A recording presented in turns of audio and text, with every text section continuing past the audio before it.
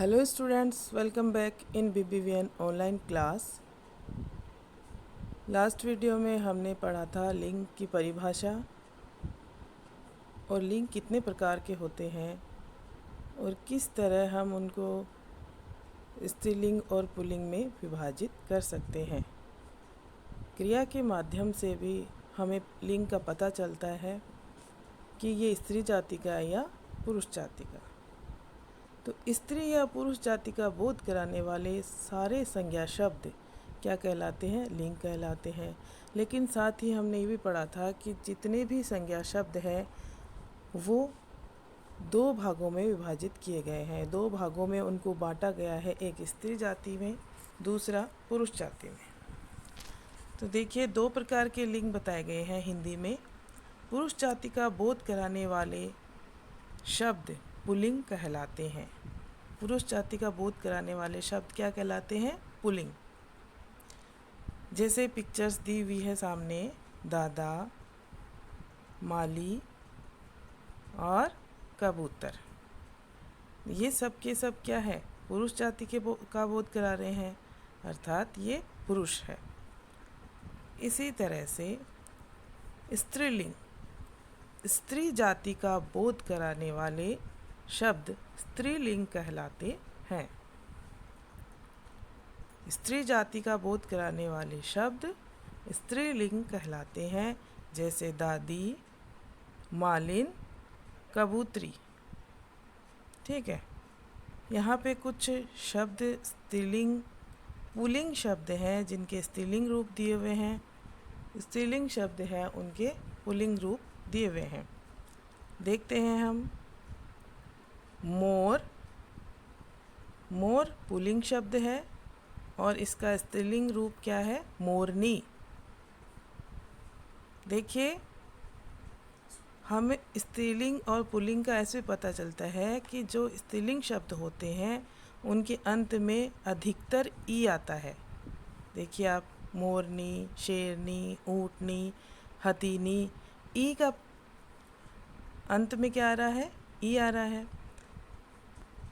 तो देखिए, मोर का मोरनी, शेर शेरनी, ऊँट ऊँटनी, हाथी हथीनी, घोड़ा घोड़ी, कटोरा कटोरी, बेटा बेटी। बेटा का स्त्रीलिंग रूप क्या है?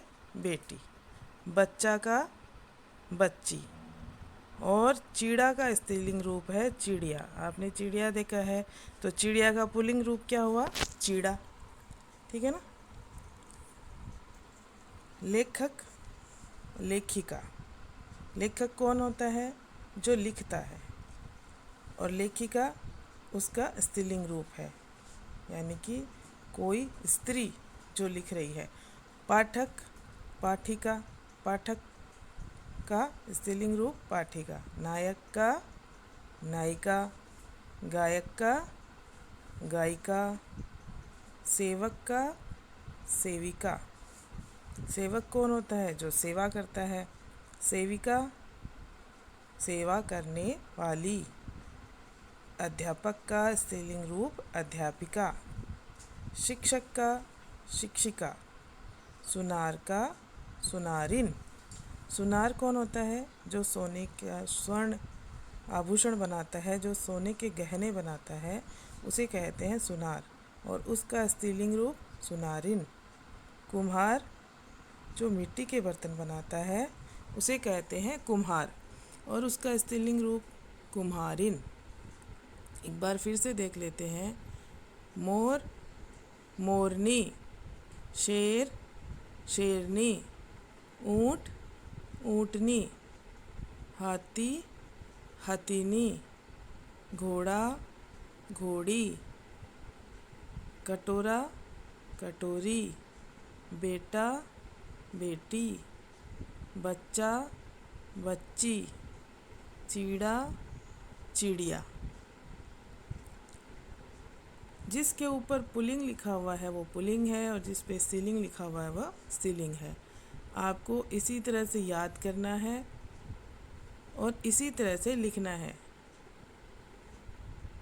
लेखक, लेखिका, पाठक, पाठिका, नायक, नायिका, गायक, गायिका, सेवक, सेविका, अध्यापक, अध्यापिका, शिक्षक, शिक्षिका, सुनार, सुनारिन, कुम्हार, कुम्हारिन। और भी शब्द हैं इसी तरह के पुल्लिंग के स्त्रीलिंग रूप वाले शब्द और भी हैं। देखिए, बूढ़ा, बुढ़िया, गुड्डा, गुड़िया, चूहा, चूहिया, डिब्बा, डिबिया, बंदर, बंदरिया, सेठ, सेठानी, जेठ, जेठानी, देवर, देवरानी, दादा, दादी, चाचा, चाची, युवक, युवती, पति, पत्नी। पति का स्त्रीलिंग रूप क्या है? पत्नी। और पत्नी का पुल्लिंग रूप पति। इस तरह से आपको याद करना है। पड़ोसी का पड़ोसिन, सहपाठी का सहपाठिन। सहपाठी कौन होता है? जो आपके साथ कक्षा में पढ़ाई करता है। और सहपाठिन कक्षा में पढ़ाई करती है, यानी कि कोई लड़की। ग्वाला, जो गाय चराता है।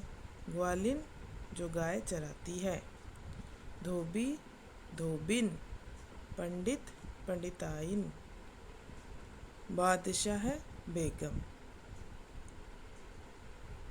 ओके स्टूडेंट्स, तो आपको इसी तरह से इनको लर्न करना है और इसी तरह से लिखना भी है अपनी उत्तर पुस्तिका में। मैं आपको वर्कशीट भेजूंगी, लेकिन जिस फॉर्मेट में यहाँ पे मैंने दे रखा है उसी में आपको लिखना है। पुल्लिंग के ऊपर आप पुल्लिंग लिखेंगे, फिर उनके नीचे लिखेंगे शब्द, और स्त्रीलिंग उनके सामने लिखेंगे स्त्रीलिंग, और उसके नीचे स्त्रीलिंग शब्द लिखेंगे। ठीक है, थैंक यू।